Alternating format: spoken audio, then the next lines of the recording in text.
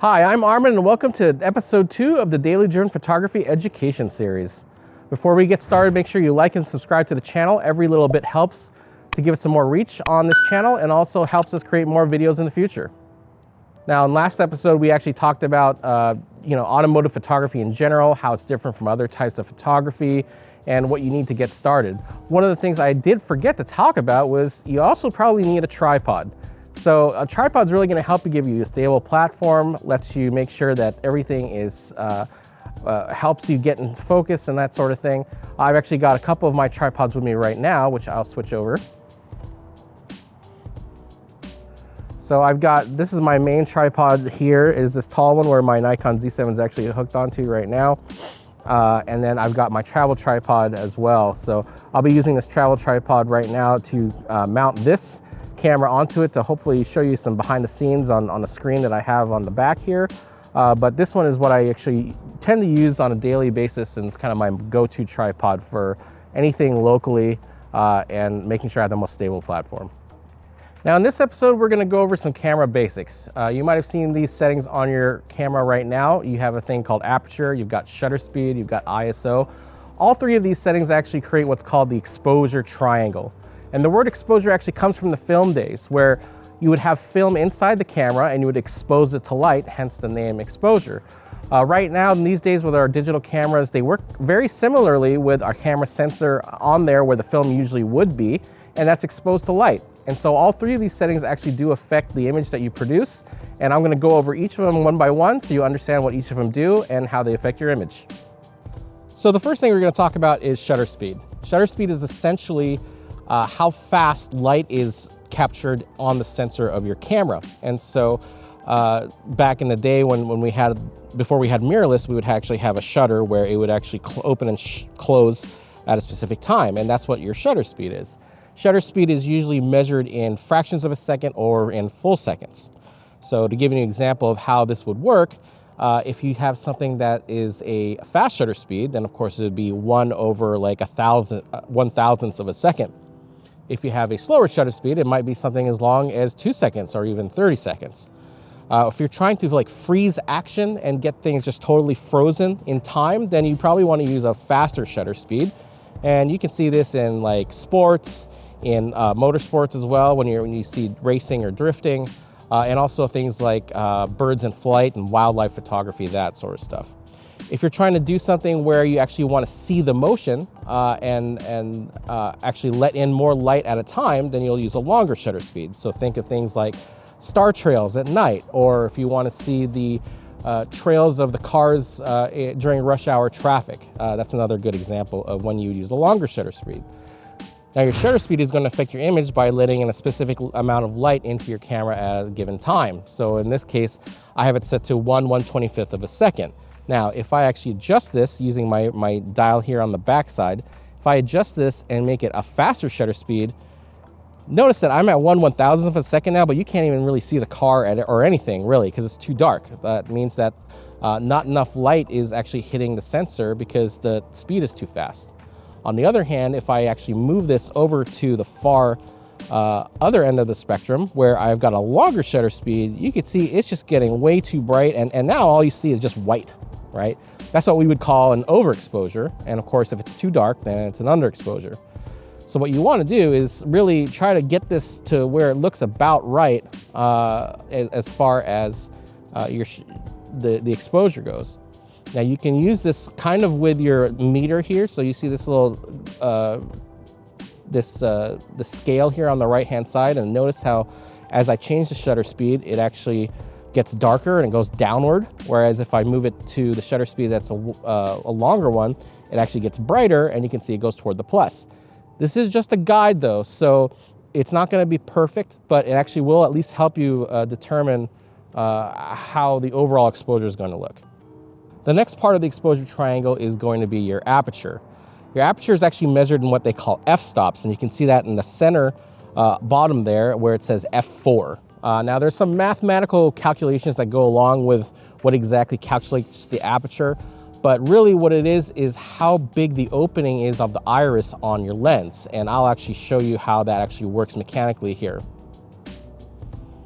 All right, here's a quick example of aperture in action. This is one of my older lenses, and it actually has a lever here, and as I move this lever, you can see how the iris opens and closes. That is your aperture right there. So when we talk about being wide open with your aperture, let's say f1.4 in this case, that means that it's wide open like this, and it's letting a whole bunch of light. On the other hand, you've got like f16 or something stopped down. That's when this is gonna be all the way at the bottom, and you can see it's just a tiny pinhole of light that's being let in. So that's really a demonstration of what aperture really does on your lens. And of course, when you control it, you can have it like halfway open, or maybe most of the way open, or mostly closed.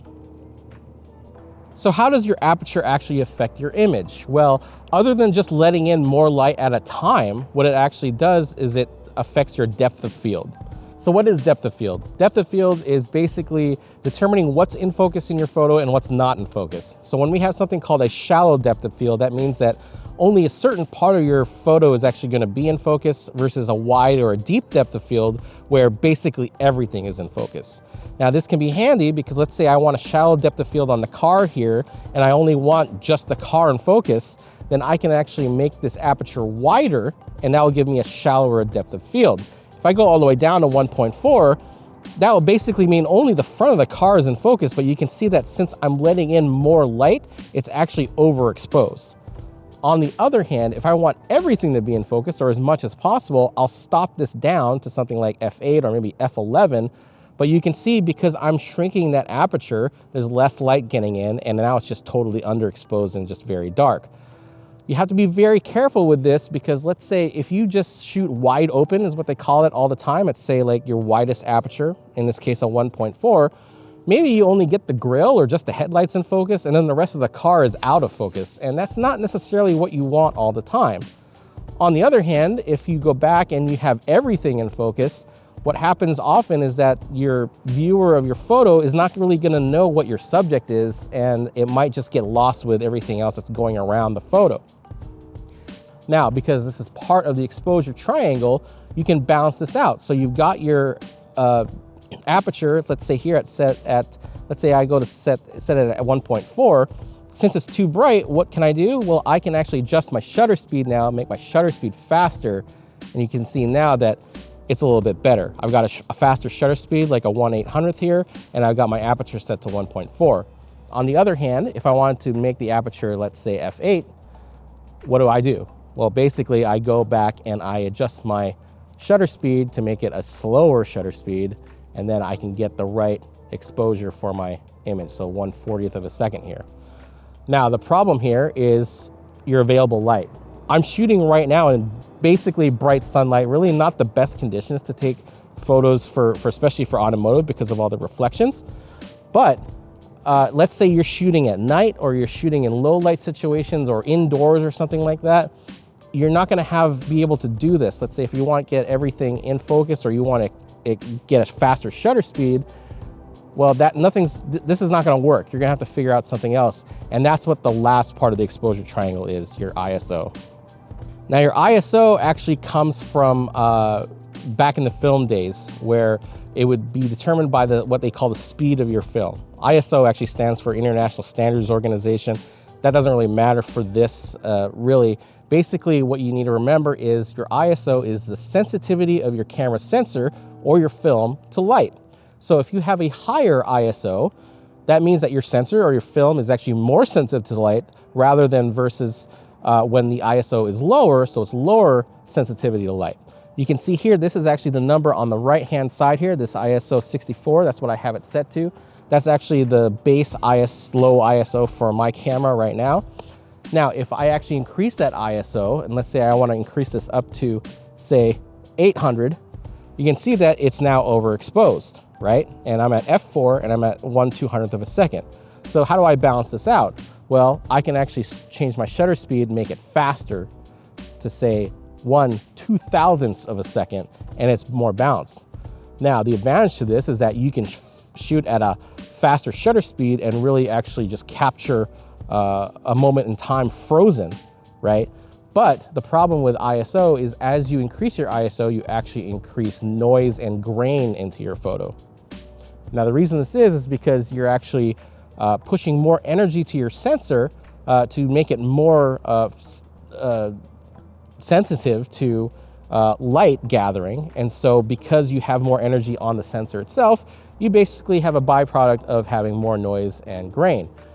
Now, this actually can be okay if you want to use that from a creative standpoint. Say if you want to maybe give a little bit more of a film look to your photo, or you want to give a little bit of texture, it actually works okay. But really where this actually works out the best is in low light situations. So let's say it's very dark out, or it's past sunset, or maybe you're indoors and there's just not that much light. Well, you can adjust your ISO and raise that up so that you can get a faster shutter speed and not have these weird blurry motion trails of people moving or whatever else is going on, at the expense, of course, of more grain. Now, as we talk about the exposure triangle, what also helps with this is when you have a lens that can actually do a wider aperture and can also do a faster shutter speed, so that way you don't actually have to raise your ISO, and thus you don't get as much grain. So you can see here I've gone up to 1.4. Now I can bring my ISO back down to say the 64 that I had it, and then my shutter speed, I can adjust that again and balance that out. Okay, so to show you these examples in action, I'm actually going to take a few different photos now. I've got this set, let's actually adjust this just a little bit. So now you can see my shutter speed is set to 1/1250th of a second at f1.4 and ISO 64. So I'm going to take this photo right now real quick. All right, so I've got that. Now I'm going to take another photo this time, and I'm going to adjust my aperture to f4.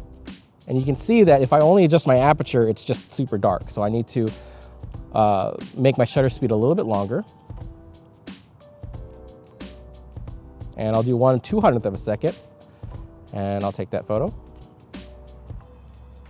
Okay, and what you'll notice is that at the 1.4 aperture versus the f4 aperture, the 1.4 is going to have really just the front of the car in focus, then the f4 is going to have more of the car in focus. And now I'm going to adjust this to f8, and then again adjust my shutter speed now to 1/50th of a second. And now you'll actually have pretty much the entire car and maybe some of the background in focus as well. Very good. Okay, and now what we're gonna do is we'll raise this ISO up and we'll crank it up so you can really see what the grain looks like. We'll do, let's say, we'll go crazy. We'll go 12,800 of your ISO. And generally, you're never really gonna shoot this high, or you probably shouldn't, but that's what we're gonna try here. And we're gonna make this shutter speed as fast as we can, so that's 200, and we're gonna crank that f-stop down as much as I can. So f16 is that. When I take this photo, you'll have a lot of things in focus, but you'll also have a lot of grain.